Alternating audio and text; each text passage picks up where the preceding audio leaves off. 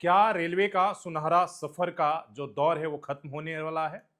इसलिए कि अब जिस तरीके से कॉर्पोरेटाइजेशन या हम कमर्शियलाइजेशन बोले इस दौर में हावी है, उससे रेल यात्रियों के लिए रेल यात्रा अब सुखद नहीं रहा है, बल्कि यातना में बदल गया है।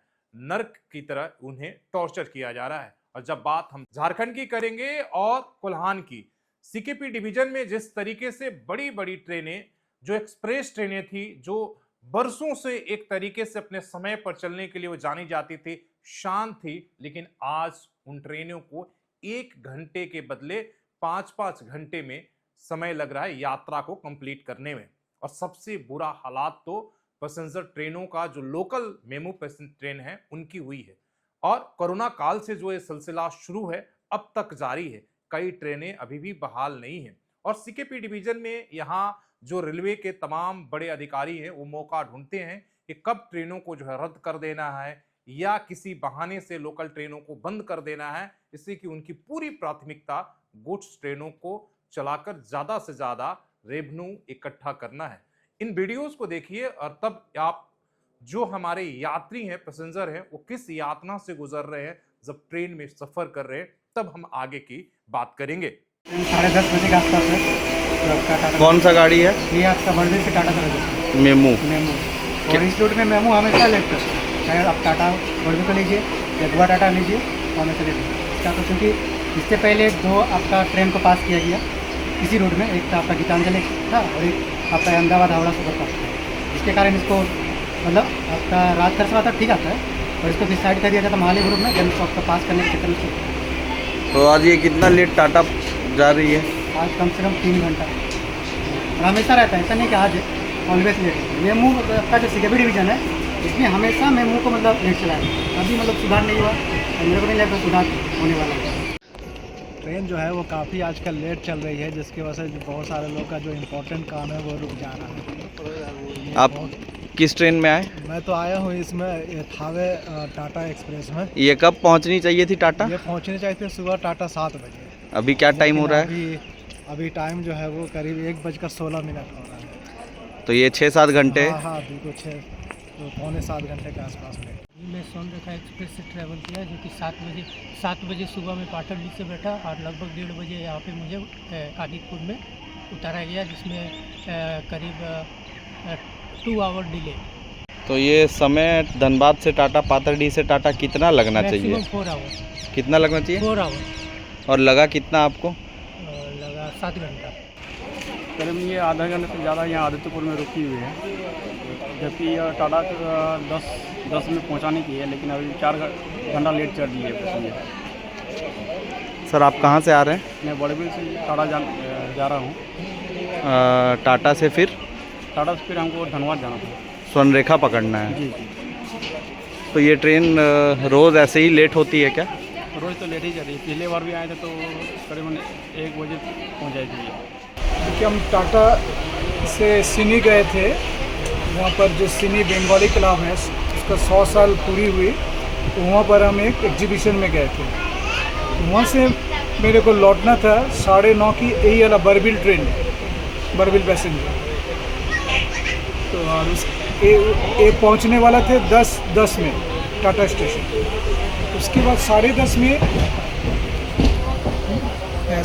में मेरा बंगाल क्लब में एक इंटरव्यू था। तो ये वाला गाड़ी जो 10:10 में पहुंचने वाला है वो देखिए अभी 1:45 हो गया, फिर भी इस टाटा स्टेशन नहीं पहुंची।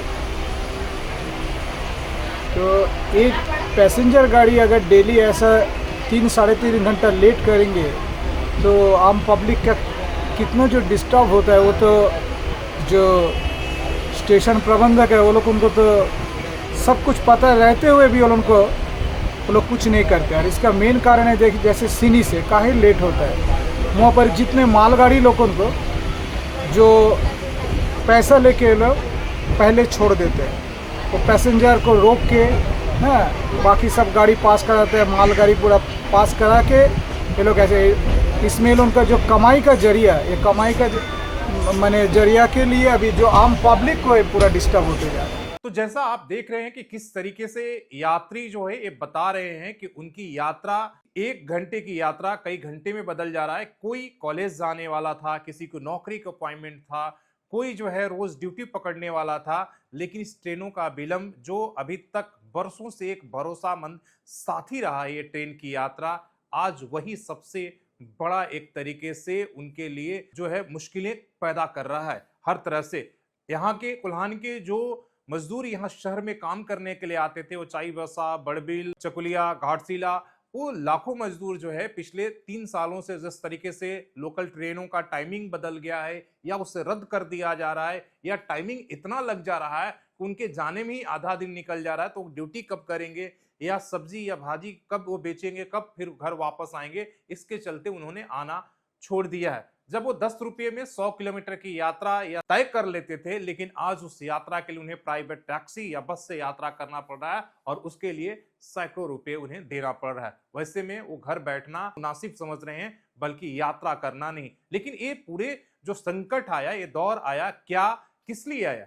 जब भी हम इस सवालों को लेकर रेलवे के बड़े अधिकारी, खासकर साउथर्न ईस्टर्न जो रेलवे हमारा उसके जीएम हो या डीआरएम हो, उनसे जब हम बात करते हैं, सवाल पूछते हैं, तो उनके पास रटे रटाए यही जवाब होता है कि देखिए अभी एक्सटेंशन का काम चल रहा है या थर्ड फेज का काम चल रहा है, जिसके वजह से सारी कुछ हो रही है। लेकिन बात सिर्फ उतना ही नहीं कि केवल थर्ड लाइन के काम चलने की वजह से ट्रेनों का विलंब चल रहा है।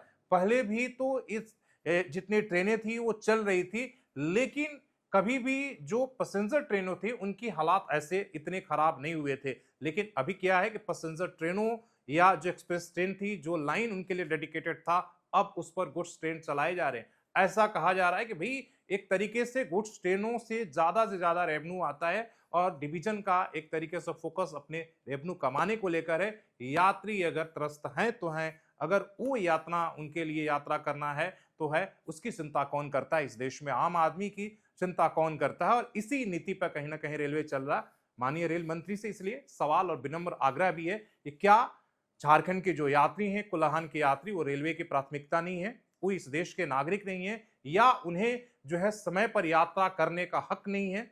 आखिर इसकी जिम्मेदारी कौन उठाएगा? और कब तक आप ये बहाने बनाते रहेंगे कि थर्ड फेज का एक्सटेंशन चल रहा है, जिसकी वजह से इस सारी जो है एक तरीके से प्रॉब्लम आ रहे हैं? इस जवाब आपको ही देना होगा और आप भी अपनी जरूर जो है इस मुहिम को आगे बढ़ाइए। जिस तरीके से अभी तक इन तमाम वीडियोस को आपने आगे बढ़ाया है, जिसके वजह से अब मजबूरी में अब सबको अपने बयान देने पड़ रहे हैं, जवाबदेही देनी पड़ रही है, बैठकें बुलानी पड़ रही है, तो इसलिए आप अपनी ताकत को दिखाते रहिए। इसलिए जब तक जनता, यात्री नहीं बोलेंगे, अपनी परेशानियों को बताएंगे नहीं, हमें सिर्फ सरकार या जनप्रतिनिधियों के भरोसे नहीं बैठना होगा। धन्यवाद।